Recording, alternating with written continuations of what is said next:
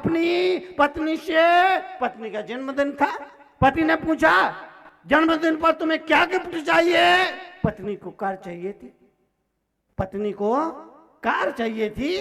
तो उसने इशारों में कहा मुझे ऐसी चीज लाकर दो जिस पर सवार होती 2 सेकंड में कांटा 0 से 80 पर पहुंच जाए।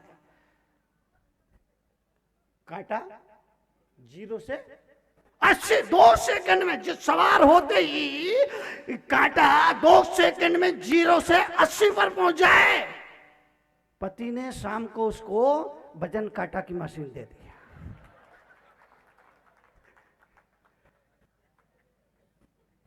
इसलिए आज के आदमी को बहुत स्पष्ट शब्दों में बोलना चाहिए। जीवन के लिए, जीवन के परिवर्तन के लिए रहो बाहर, जियो भीतर। व्यवहारिक सच्चाई के साथ वास्तविक सच्चाई को भी याद रखो। ये शरीर भी मेरा नहीं है, बेटा तुम्हारी अमानत है, बेटी तुम्हारी अमानत है। बेटा अमानत है किसी की, बेटी अमानत है, शरीर अमानत है, बेटा बहू की अमानत है, बेटी दामाद की अमानत है।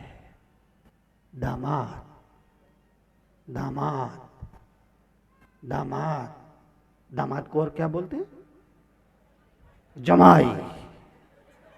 जमाई जमाई को और क्या बोलते हैं? कुंवर साहब। कुंवर साहब। कुंवर साहब को और क्या बोलते हैं? लाला। लाला। दामाद, बेटी दामाद की अमानत है। बाप होने के नाते बेटी को उच्च शिक्षा दो, संस्कार दो, लेकिन इस बात को मत भूलो ये किसी की अमानत है। एक दिन बेटी दामाद की हो जाएगी। दामाद दामाद दामाद। एक दिन मैंने सोचा दामाद को इतनी इज्जत क्यों दी जाती है? जितनी इज्जत दामाद को मिलती है किसी को नहीं मिलती। तमाम रिश्तों में जितनी इज्जत, बहुमान, सम्मान, आदर, प्रतिष्ठा, प्रशंसा दामाद को मिलती है किसी को नहीं मिलती। मैंने विचार किया दामाद को इतनी इज्जत क्यों दी जाती है? तो मुझे समझ में आया कोई आपकी परेशानी को ले जाए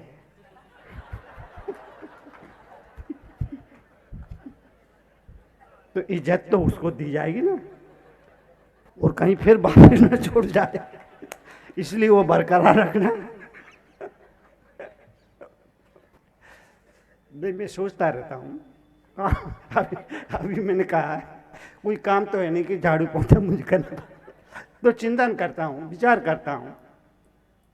लोग सवाल करते हैं मुनि जी आप तो 13 साल की उम्र में साधु बन गए, घर छोड़ दिया, परिवार छोड़ दिया, संन्यास ले लिया, फिर आपको ये गृहस्थी की, पति पत्नी की ये सारी बातें आपको कहाँ से मालूम है?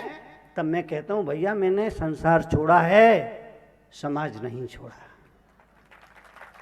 संसार छोड़ा है, समाज नहीं छोड़ा। इसी समाज में उठता हूँ, बैठता हूँ, आता हूँ, जाता हूँ, इनसे ही मिलता हूँ, इनसे ही बतियाता हूँ, और समाज में जो कुछ घट रहा होता है उस पर अपना चिंतन रखता हूँ, चिंतन करता हूँ। तो व्यवहारिक सच्चाई को याद रखो, पर वास्तविक सच्चाई को मत भूलो, वास्तविक सच्चाई को मत भूलो।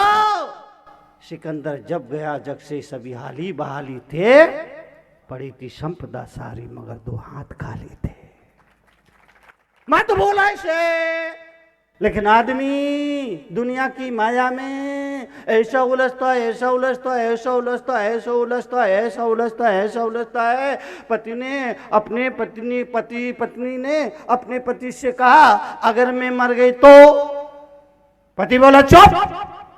पत्नी को लगा देखो जी मेरे से कितना प्यार करती है, इन मरने की बाद भी इनको पसंद नहीं। पत्नी बोली अरे बाबा मान लो मैं मर गई तो? पति बोला फालतू बात करना बंद करो। पत्नी को लगा देखो ये मेरे से कितना प्यार करते हैं। पत्नी बोली, अरे बाबा सपोज करो अगर मैं मर गई तो। पति ने पत्नी के मुख पर हाथ रख दिया। पत्नी को लगा देखो ये मेरे से कितना प्यार करते हैं। पत्नी ने कहा, अरे बाबा कल्पना करो अगर मैं मर गई तो। पति बोला, अगर तू मर गई तो मैं तो पागल ही हो जाऊंगा। पत्नी को लगा देखो ये मेरे से कितना प्यार करते। पत्नी बोली, तुम पागल हो जाओगे? पति बोला, हाँ मैं सच में पागल हो जाऊंगा। पत्नी ने कहा, इसका मतलब तुम दूसरी शादी नहीं करोगे? पति बोला, पागल का क्या भरोसा।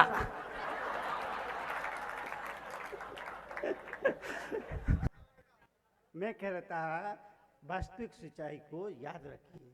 ये दुनिया, ये घर, ये परिवार, ये चाहने वाले लोग, इस बात को मत भूलो कहीं ना कहीं आदमी का स्वार्थ छुपा, कोई भी हो XYZ।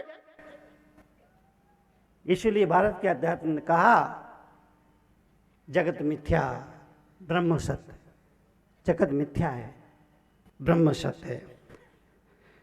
जीवन के लिए, जीवन के परिवर्तन के लिए दुख आएगा आएगा आएगा आएगा। मुल्ला नसरुद्दीन ने 40 साल का हो गया, शादी नहीं हुई थी। ज्योतिषी को हाथ दिखाया, ज्योतिषी ने कहा तुम्हारी कुंडली में शादी का योग ही नहीं। मुल्ला ने कहा वो कैसे? ज्योतिषी ने कहा वो ऐसे कि तुम्हारी शादी में, तुम्हारी कुंडली में सुख ही सुख लिखा है, दुख लगे नहीं। शादी तो उसकी होती है जिसकी कुंडली में दुख भोगना लिखा हो।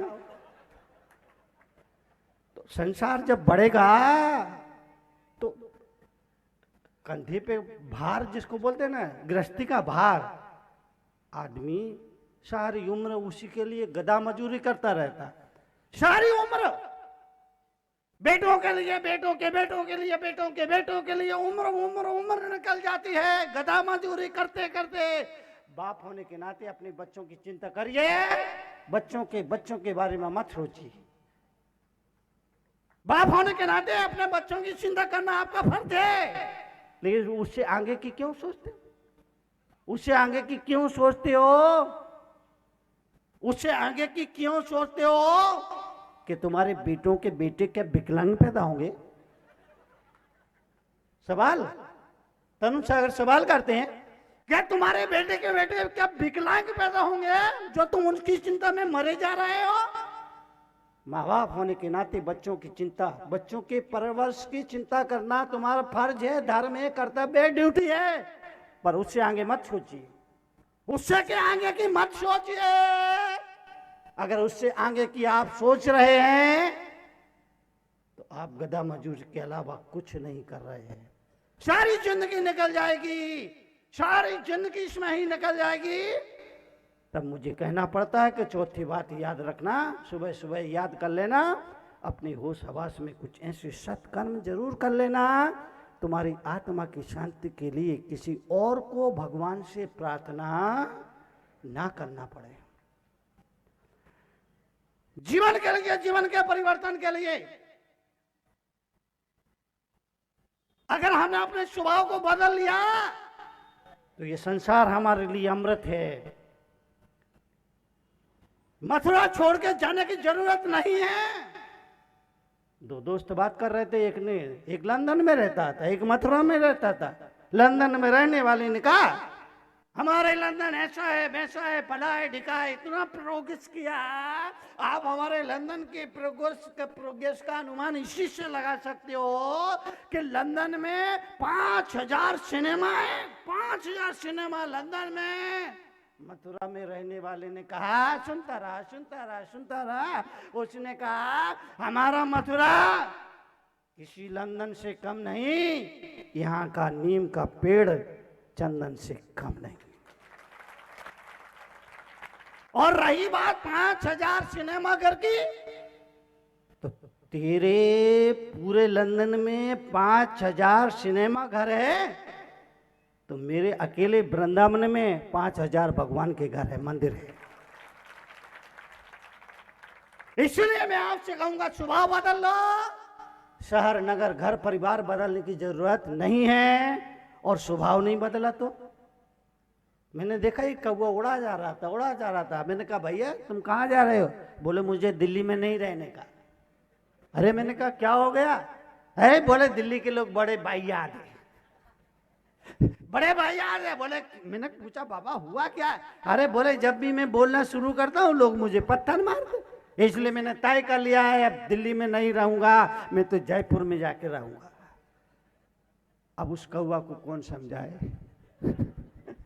बोलो उसको कौन समझाए कि जब तक तू अपनी आवाज नहीं बदलेगा, चाहे तू जयपुर जाए या अहमदाबाद जाए या जबलपुर जाए या रायपुर जाए, कहीं भी जाए, तुझे पत्थर आवाज बदल ले, फिर तुझे कहीं जाने की जरूरत। अपने स्वभाव को बदल लो। ये घर ही स्वर्ग है, ये परिवार के लोग ही देवता है। अपने स्वभाव को बदल लो बस, और कुछ नहीं करना है। क्लास तो स्कूल तो गधा भी बदल लेता है। क्लास बदलने के लिए परीक्षा देना और परीक्षा में उत्तीर्ण होना जरूरी है। अभी हम सिर्फ स्कूल बदल रहे हैं, सिर्फ स्कूल बदल रहे हैं।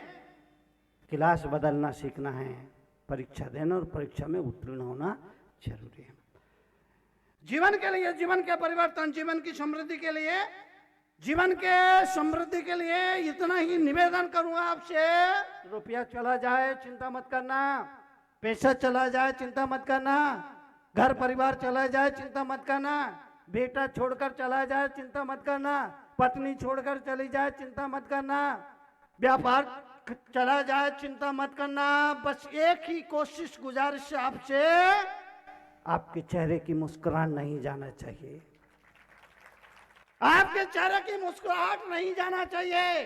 अगर चेहरे की मुस्कुराहट कायम रही तो गए हुए सब वापस आ जाएंगे, और मुस्कुराहट ही चेहरे की चली गई तो फिर कुछ नहीं हो सकता। इसलिए जीवन के लिए, जीवन के परिवर्तन, जीवन की समृद्धि के लिए, जीवन के कल्याण, जीवन के कल्याण, जीवन के कल्याण के लिए इस मुल्क में कहा रहो बाहर, घर आओ तो पति बनकर आओ,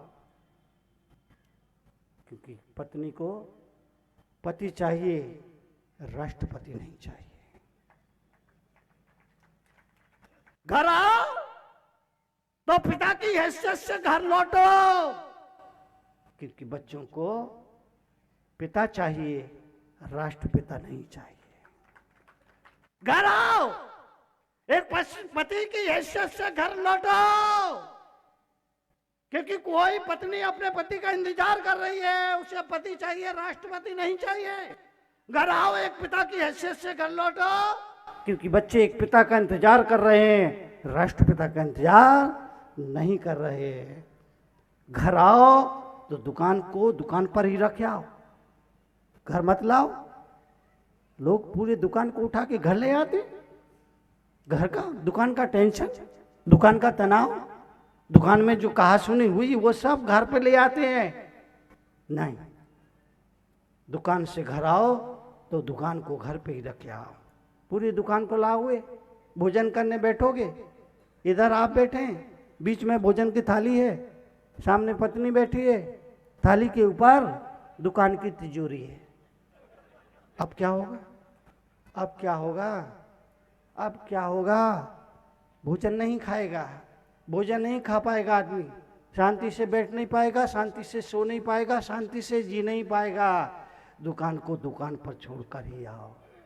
और इन देवियों से मैं कहूँगा, शाम को जब तुम्हारा पति दुकान से, ऑफिस से, दफ्तर से लौटे तो उसे भोजन ही कराना, दिन भर का कचरा मत खिलाना। ताली तुम बजा रहे हो ना, समझ रहा हूं मैं। नहीं, तुम्हारी बात कह रहा हूं, तुम्हारे लिए कह रहा हूं। शाम को जब तुम्हारा पति ऑफिस से, दफ्तर से, काम से लौटे, भोजन करने बैठे, तो देवियों, प्यारी प्यारी अम्माओ, जगत जननी जगदम्बाओ, पवित्रतम गंगाओ, पति को सिर्फ रोटी परोसना दिन भर का, और होता क्या है, बसंत आता है, बसंत आता है तो मौसम की तस्वीर बदल जाती है। बसंत आता है तो मौसम की तस्वीर बदल जाती है। बसंत आता है तो मौसम की तासीर बदल जाती है। बसंत आता है तो मौसम की तासीर बदल जाती है, और संत आता है तो जिंदगी की तस्वीर बदल जाती है।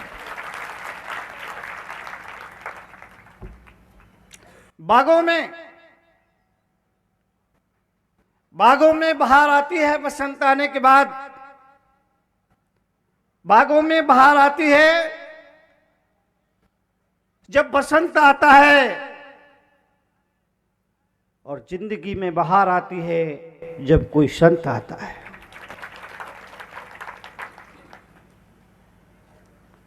बसंत आता है तो प्रकृति मुस्कुराती है। बसंत आता है तो प्रकृति मुस्कुराती है, और संत आता है तो संस्कृति मुस्कुराती है।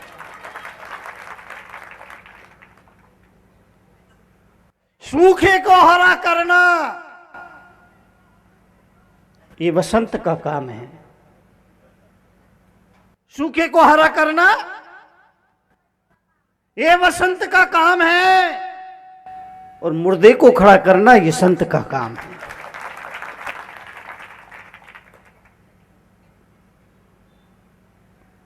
जीवन के लिए अनुरोध। रावण के पास सब कुछ था,